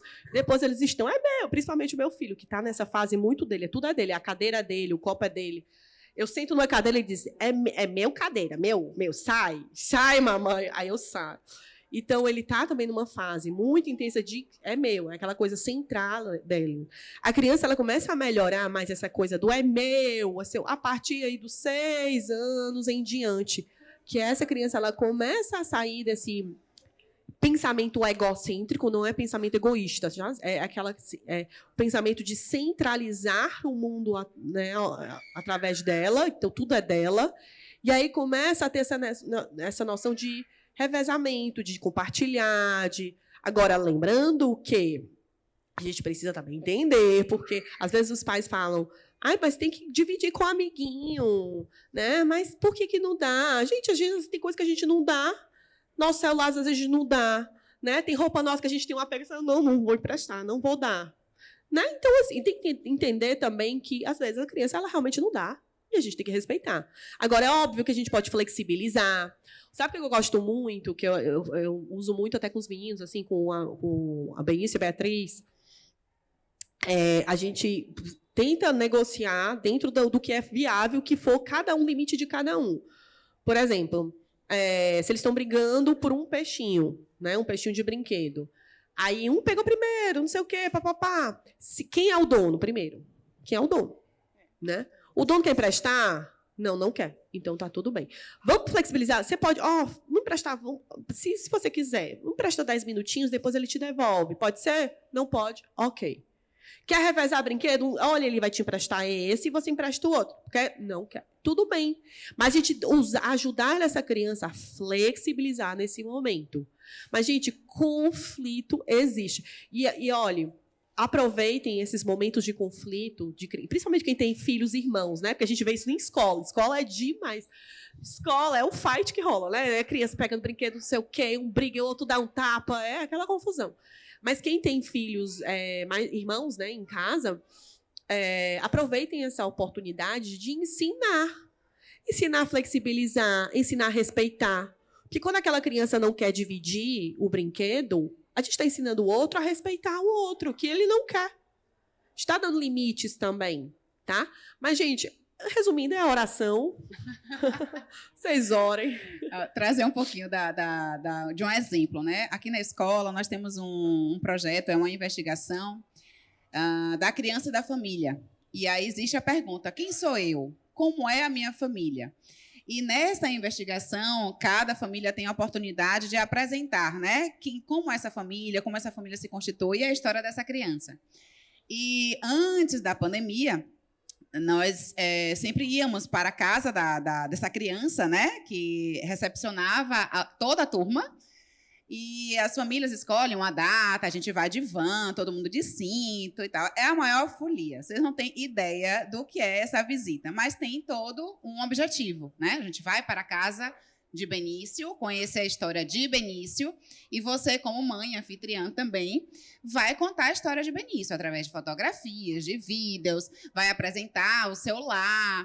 Então, é um projeto lindo. Eu estou aqui toda arrepiada só de lembrar, porque eu acho que é um dos projetos mais bonitos da escola. E aí, em uma desses agendamentos, dessas visitas, uma mãe veio super preocupada. Olha, meu filho é filho único, ele é super egocêntrico, ele não divide nada com ninguém. Como é que vai acontecer essa visita? Todo mundo na casa dele querendo mexer em todos os brinquedos dele. Aí eu disse assim, bem, a gente vai precisar viver para descobrir, né? Imagine, mãe, olha, o que é que você precisa trazer para eles? Filho, você escolheu, né? Pediu para que mamãe escolhesse uma data para os coleguinhas virem conhecer a sua casa. Aí dei toda a orientação para ela. E chegou o dia em que ele quase não dormiu, porque estava naquela expectativa de receber os colegas, então tem toda uma preparação do que vai servir no lanche, a casa, a organização da casa, enfim, a família sempre implica a criança, o anfitrião, a organizar esse ambiente. E aí nós chegamos, ele super feliz, né, até então, até a sala, onde todo mundo sentou na roda, a gente cantou a música, se apresentou e tal, e quando chegou o momento mais esperado pelas crianças, que é adentrar no quarto, né, onde tem todos os brinquedos. E a mãe estava suando. Ou seja, eu já ia falar. A mãe devia estar palpitando. A mãe estava suando. Ela olhava para mim em desespero. O que é que eu vou fazer, Ingrid? Se ele não quiser dividir nada com ninguém. Eu falei, se acalme, mãe. Vamos lá, respire fundo. E o que é que eu fiz? Ela refletia. Eu falei, olha, pode acontecer dele não querer dividir? Pode. Mas se coloque no lugar dessa criança. Imagine, você vai fazer uma festa na sua casa e, de repente, suas 20 amigas entram no seu quarto e tiram tudo que está dentro do seu guarda-roupa e querem experimentar as suas roupas. Como é que você vai se sentir? Ela, Ave Maria, eu ia entrar em desespero. Aí eu falei, é um pouquinho mais ou menos do que ele vai sentir, né? Pode sentir ou pode não sentir. E aí, quando o quarto fica fechado, é o último lugar que a gente entra, né? Aí, quando abriu para as crianças, o mundo das maravilhas, né? E aí, aquela criança começou a entrar, e ele até então não estava entendendo ainda aquele processo. Até que ele se deu conta de que todo mundo estava no quarto, pegando os brinquedos, ele entrou em crise, né? Ele chorando, não quero mais ninguém, todo mundo vai para embora, vai para casa. E aí eu falei, olha, deixa ele sentir o ambiente. Aí eu chamei, conversei, perguntei, olha que presente. Você tem todos os seus amigos de vez aqui na sua casa. Mostre para ele qual é o brinquedo. Aí eu fui fazendo toda a intervenção. E a mãe, meu Deus do céu, vem cá, você fez o quê? Que mágica é essa? Ele estava se divertindo horrores, brincando com tudo, emprestando, pulando lá na cama, entrou no clima. E aí, no final desse momento, né, que a gente faz uma foto coletiva, ele chorou porque não queria que ninguém fosse embora. Então, tudo, gente, depende da forma como a gente vai fazer a intervenção, da forma como a gente conduz. Não existe mágica, né? Existe, sim, o olhar no olho, entender o que é que essa criança é capaz de compreender diante da sua intervenção. Então, essa vivência da casa para as crianças, né? Eu digo assim, que esse projeto está vigente na escola ainda, né? As crianças aí de 2 anos possam viver essa experiência esse ano, indo para casa. Na pandemia, a gente fez visita online, tá? A gente não deixou de fazer a visita na casa. A família fazia a filmagem e a gente assistia no telão, né? Como acontecia essa visita. Então, eu trazer um pouquinho desse contexto do egocentrismo, né, e disso vivido na prática como educadora, adentrando um ambiente que é muito mais desafiador, né? Porque na escola, um não quer emprestar, outro não quer emprestar, a professora vai, dialoga, mas assim, dentro da própria casa. E foi assim, essa criança mudou muito depois dessa visita. Na sala, ele não brigava tanto por conta dos brinquedos, trazia para poder emprestar para os colegas. Então, foi um aprendizado para a mãe, para a criança e para o grupo como um todo. Muito bom. Nós aqui, Mamães do 2, né? Vamos passar por isso agora. Ansiosas, hashtag. Carol, como diferenciar birra de crises de autismo ou hiperatividade? Interessante essa pergunta. Porque, na verdade, a birra, né, é a desregulação emocional que pode surgir em diferentes contextos. Quando a gente está falando de aí um transtorno do neurodesenvolvimento, que é no autismo, né, então, e aí a gente está falando da TDAH, né, hiperatividade, alguém deve ter filho com TDAH, né, não. A gente está falando de transtornos. Então, é como, na verdade, não existe uma... Não dá para dizer assim, birra é de uma criança neurotípica ou birra é uma criança de neuroatípica. Birra é uma desregulação emocional que surge com uma criança neuroatípica ou neurotípica, certo? A diferença é a intensidade desta desregulação emocional e a frequência. Então, até dentro da estrutura nosológica, assim, quando a gente trazer um termo mais simples. Dentro a gente vê os sintomas, a estrutura do transtorno, seja lá qual ele for, um TOD, por exemplo, que tem muita desregulação emocional, um TDAH, ou dentro do espectro autista, a gente tem que ver o nível da intensidade. Por isso que dentro do diagnóstico a gente observa muito, né? Como que acontece essa desregulação emocional? Com que frequência? Em que situações? Então, uma criança com autismo, que tem o diagnóstico de autismo, ela provavelmente vai se desregular muito mais. Ela vai ter muito mais birra, o mesmo nome. É uma mesma desregulação emocional. Só que a gente precisa ter também atenção. Quais são os gatilhos para essa criança com autismo, por exemplo? Que é diferente, tá? Do TDAH e do autismo. São diferentes em aspecto dessa estrutura nosológica do transtorno. É uma hipersensibilidade dessa criança, a criança que tem sensibilidade auditiva, sensibilidade sensorial, dentro do aspecto, né, tátil, o que é que leva à desregulação dessa criança? Né? Então, não é que muda, mas a gente precisa só entender os gatilhos por trás. Porque quando a gente entende, a gente ajuda melhor essa criança. Então, por exemplo, até tem aquelas campanhas, né, de fogos, de não ter barulhos e tudo. Por quê? Porque normalmente isso gera uma desregulação emocional para uma criança do espectro autista. E essa desregulação gera a birra. Então, a gente já entende o que tem por trás um gatilho, os sons. Certo? Carol, tem 2 temas aqui que eu acho que dá para a gente aproveitar o mesmo link para responder.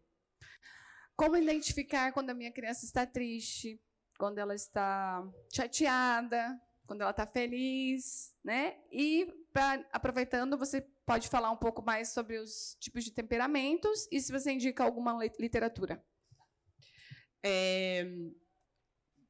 Primeiro eu vou falar sobre o temperamento... Identificar as emoções. As emoções, pronto. Identificar as emoções, você precisa conhecer seu filho. Então, quanto menor a criança for, mais ela vai apresentar através do choro. Né? Vocês viram? A criança se comunica muito através do choro. Então, não tem como a gente ter certeza. Opa, ela está chorando, ela está com raiva. Ela está triste. A gente não consegue, muitas vezes, entender. Às vezes, a raiva e a tristeza vêm junto com a frustração, por exemplo. Então, a gente entende que, às vezes, essa emoção podem vir juntas. Né? E as outras emoções, elas vêm de uma maneira mais fácil a gente perceber. Né? A criança que está feliz, uma criança, às vezes, que está com medo, uma criança que fica mais acuada, amuadinha. Se algumas dessas emoções elas ficarem um pouco mais crônicas ou cristalizadas, né? Digamos, a gente começa a observar mudanças de comportamento dessa criança, a gente precisa procurar ajuda. Por exemplo, uma criança que está numa fase de angústia de separação muito grande desses pais. Ou seja, quando ela se afasta desses pais, ela tem um medo intenso de ser abandonada, de ser largada na escola, de não ficar, de não ser... E aí ela começa a apresentar outras alterações comportamentais. A criança fica mais irritada, às vezes a criança fica com dor de barriga. Uma criança que, às vezes, que é muito comum na infância, a vontade de urinar todo o tempo, mas não sai. Aí, às vezes, os pais vão fazer exame de sangue nessa criança, aí não tem nada, não é infecção urinária. Às vezes é uma criança que está com ansiedade, com muito medo de algo. Então, só nessas situações... gente, só uma coisa importante que eu estou falando aqui dessas emoções, acho que é um adendo que eu até salientar. Todas as nossas emoções, elas são importantes, tá? Então, a raiva, a tristeza, o medo, o nojo, todas as nossas emoções, elas têm uma finalidade de mantermos vivos. Então, sem o medo, eu não me protejo. Como é que, se eu não tiver medo, eu vou me largar numa avenida e um ônibus pode passar por cima de mim. Eu tenho que ter medo de ser atropelado. Né? Sem a tristeza, às vezes, eu não posso refletir sobre aquilo. Pensar, poxa, como que eu posso fazer numa próxima vez diferente? Como eu posso reavaliar o meu comportamento? Sem a raiva, muitas vezes, a gente não se posiciona. Quantas pessoas, às vezes, engolem a raiva? Ficam com um bolo na garganta, ficam assim, ao tempo de... adoecem porque não conseguem externalizar. E eu não estou falando de externalizar de forma agressiva, xingar, bater, mas falar, se posicionar. Dizer, olha, não gostei dessa forma que você me falou comigo. Não é assim que eu quero que você me fale comigo. Eu exijo respeito, eu quero respeito. Entende? Então, a raiva, todas as nossas emoções, o nojo também, né? Tem sobrevivência. Se a gente vê uma coisa que não faz muito, tem uma cara muito boa, o que é que a gente pensa? Isso daí pode me fazer mal, tem cara de ser estragado. Ou a gente passa no lixo. Quem é que vai querer? Deixa eu passar a mão no lixo, a gente tem nojo. Por quê? Porque, instintivamente, a gente tem um mecanismo de sobrevivência. Então, todas as emoções, elas têm uma finalidade. né? Então, inclusive, quando a gente está falando de infância, a ideia de educar a criança a lidar com a raiva, a gente não está falando de inibir a raiva. Eu quero que o meu filho pare de sentir raiva quando eu digo que ele tem que desligar a televisão. Como é que você quer desligar uma emoção que faz parte do nosso repertório humano? Não tem como. Tem como deixar de sentir, né? Então, a gente sente. O que a gente precisa ajudar as crianças é, de forma assertiva, externalizar aquilo que ela está sentindo. Tá? Comunicação. Nessa linha da comunicação, a pergunta é: existe ou qual seria a idade adequada? O temperamento! O temperamento, mulher. Bora, volte. Peraí, vamos fazer essa, a gente volta no temperamento. Qual a idade adequada para poder conversar, tipo, quando as pessoas não têm o que comer?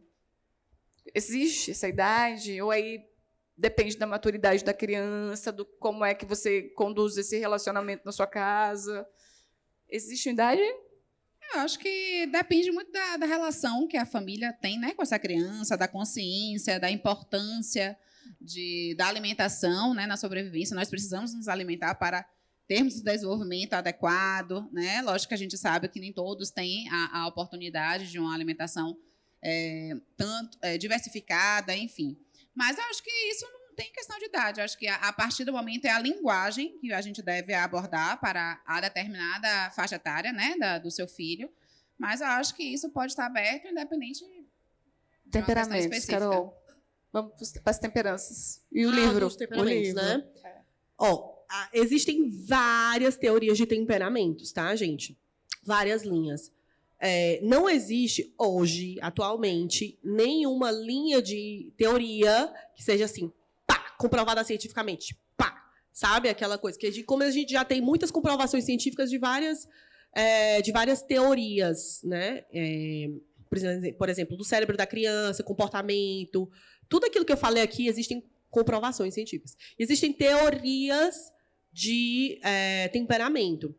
Existem várias, né? O que eu gosto, que tem uma teoria que a gente chama de teoria, na época de Hipócrates, é muito antiga, que tem colérico, sanguíneo, melancólico, fleumático. Mas, gente, é uma teoria. Eu gosto muito dessa teoria, né? Eu acho que alinha muito, faz muito sentido dentro do meu olhar na criança, mas eu não me prendo só no temperamento. Sabe por quê, gente? Porque uma criança ela é constituída por N fatores. Fatores ambientais, né? Fatores genéticos, que é o próprio temperamento. Fatores culturais. Então, se a gente pegar uma criança daqui no Brasil, vai ver uma criança lá na França, como que é? Completamente diferente. Entendeu? Então, as crianças, nós, né? Crianças não. Nós todos somos construídos a partir da nossa cultura, ambiente e genética. Então, se um brasileiro também for lá na Europa, na França, oi, tudo bom? Dê um abraço, a pessoa vai ficar assim, oi, que intimidade é essa? Ninguém quer contato. Né? Então, por isso, assim, as teorias de temperamento, tem algumas, tem agora de cabeça, de livro de teoria do temperamento, de cabeça não vem. Posso depois lembrar. Mas tem alguns livros sobre temperamento, sim, poucos, mas tem, tá? E nenhum muito aprofundado, eu vou logo dizer para vocês. Mas com relação a livros de parentalidade, seria de indicação? O que é livro de quê? Acho que emoções, né? Da questão das tem tantos livros lá. Em breve o meu, tá, gente? Espero que vocês comprem que estão aqui, por favor. Vai sair esse ano, então já indico o meu antes. Mas tem muitos livros bacanas. Tem o Cérebro da Criança, do Daniel Siegel, que é muito bom. Tem um Disciplina Sem Drama, do Daniel Siegel, também, que é bem interessante. Tem... Deixa eu ver mais, de cabeça. Gente, de cabeça eu sou ruim. Qual? Steiner. Eu não sou da linha do Steiner, mas eu gosto. O Steiner ele traz uma linha da antroposofia, né? Da pedagogia Waldorf. A minha linha de atuação mais da TCC, tá? Mais na área comportamental. Então, mas é interessante também, é uma teoria, né? Deixa eu ver aqui mais outros livros de parentalidade. Eu acho que esses dois são bem bons. E o meu, em breve. Ó, vou combinar um negócio aqui com a Carol. A Carol tem um Instagram. Qual é, Carol? Seu Instagram. Vá. Filhos Inteligentes, não é isso?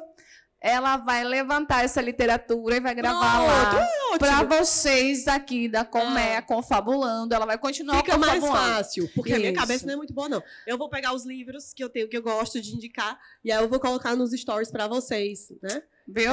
De literatura. Isso. Mas esses dois são muito bons, tá, gente? Você falou sobre o hormônio do amor. Fale um pouquinho mais. Da ocitocina, né? Isso. A ocitocina é um hormônio que há muito tempo já é estudado, né? Eu já falei sobre essa questão da amamentação. Então, ele está muito relacionado à questão de vínculo. Inclusive, antes, via uma elevação dessa ocitocina apenas mais no nível das mães, no processo até do puerpério, do nascimento do bebê, mas depois já foram identificados nos próprios pais ou outros cuidadores. Então, eleva-se também a ocitocina em cuidadores como os pais. Então, tem muito essa relação entre cuidado e elevação desse hormônio. E esse hormônio, ele tem muitos benefícios, né? Então, ele diminui o hormônio do cortisol no sangue. O cortisol ele é importante, ele faz com que a gente fique aqui acordado, prestando atenção, né, do conteúdo. Então, o cortisol ele é importante, mas quando ele está elevado, em alta dosagem no nosso sangue, ele estressa, ele gera ansiedade, ele gera irritabilidade. Então, quando uma criança está desregulada, o cortisol dela no sangue se eleva. E aí ela precisa, baixar. E a ocitocina ajuda muito. Ajuda nessa questão de vínculo, nessa questão de segurança. Então, a ocitocina diminui, né, os níveis de ansiedade, estresse, melhora a questão do comportamento da criança. Então, tem vários benefícios por trás, até comportamentais, que a gente vê. Tá? Mas isso, gente, a dinâmica do nosso corpo é muito... Não é uma coisa assim, libera assado, tá? Existe todo um mecanismo para todo mundo, para o professor, para qualquer educador. Para concluir, então, e a gente encerrar, como responder perguntas de uma forma que não gere 1000 outras perguntas e nem deixe dúvidas nas crianças? Vocês querem nada, bora! Vocês querem nada, não, né? Vocês... Ora. Pronto, Carol, responde. Ora. Gente, é o seguinte. Eu sei que, às vezes, a gente se depara com crianças que são mais questionadoras, né? Primeira coisa, não quero só quero dizer uma coisa para vocês. Isso é bom, tá? De certa forma, a gente cria esses seres humanos para a vida. Então, essas pessoas elas têm que ser questionadoras mesmo. Porque imagine que, às vezes, a gente cobra que uma criança ela seja obediente. Eu falo e você obedece, e mais tarde eu estou cobrando que essa criança ela seja um adulto que se questione, que tenha pensamento crítico, que não seja, né, aquela pessoa que simplesmente vai com a ideia dos outros sem raciocinar as consequências. Imagine que, às vezes, a gente cobra tantos comportamentos que, às vezes, a gente quer inibir a qualquer custo na infância. Primeiro ponto. Então, isso é bom. Se o seu filho é questionador, isso é muito bom, tá? Segunda coisa é que eu gosto de fazer uma analogia até da vitrola. Às vezes, tem crianças que são insistentes mesmo. Você já explicou. Você já disse por quê. Você já repetiu 3, 4 vezes. E a criança ainda insiste. Eu gosto muito de fazer um exercício de, filho, eu já respondi, e ponto. Você vai silenciar. Pronto, não tem mais o que falar. Se você começa esse discurso da vitrola, de explicar o porquê 300.000 vezes, você vai 300, 400, 500, 1 milhão, e não vai sair do lugar. Então, você explicar isso para o seu filho, e nem que seja necessário flexibilizar, se for possível, eu acho que isso é um ponto importante também, gente, porque, dentro dessa pergunta que eu vejo, como é que a gente fala para a criança não ficar perguntando 1000 vezes e negociando? Eu sou sempre ao favor de que, se for viável, possível, flexibilizar ou adaptar, a gente possa adaptar e flexibilizar. Percebam que, muitas vezes, os adultos eles só querem que a criança obedeça e nem para pensar se aquilo poderia ser viabilizado de alguma forma ou flexibilizado. Não exatamente do jeito que meu filho gostaria, por exemplo. Vou dar um exemplo só prático para vocês entenderem. Meu filho tem um peixinho que nada, que bota na água, ele nada sozinho, né? E aí ele estava, um dia desses eu quero ir pro jardim colocar o peixe para nadar. Quero botar o peixe para nadar e ir pro jardim. E só que era o horário do almoço e ele tinha que ir para a escola. E não tinha a possibilidade de eu ir para o jardim, botar uma bacia, colocar o peixe para nadar, não tinha.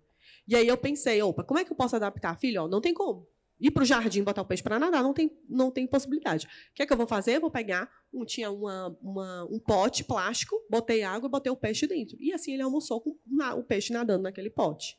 Entende? Porque se às vezes a gente fica muito preso assim, não faz, não pode, agora não, pronto, acabou-se. E será que existe uma viabilidade? Às vezes não há mesmo, tá, gente? Às vezes não tem viabilidade. Tudo bem. E aí você vai se manter. Agora, ninguém tem o direito de dar um cala-a-boca na criança, que é ser humano, tá, gente? Não é um robô que liga e desliga, não. Ai, terminamos. Né? Ai, não acredito. Acabou. Ficamos com gostinho de quero mais. Obrigada, Carol, por esse momento de troca, né? Acredito, como você disse logo no início, né? Que nós possamos sair daqui reflexivos com a nossa prática, né? Com os nossos desejos, as nossas vontades, tanto nossas como das crianças também. Então, agradecer a vocês, famílias, né? Que estiveram aqui conosco. Atentas, né? Eu vi que muita gente aí anotando, perguntando, isso é muito importante. Vamos acolher agora as nossas crianças.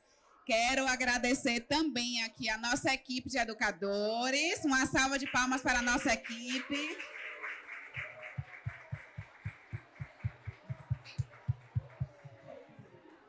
Deem um abraço bem gostoso. Que elas estavam se divertindo com a nossa equipe. Obrigada, gente, pela participação de todos.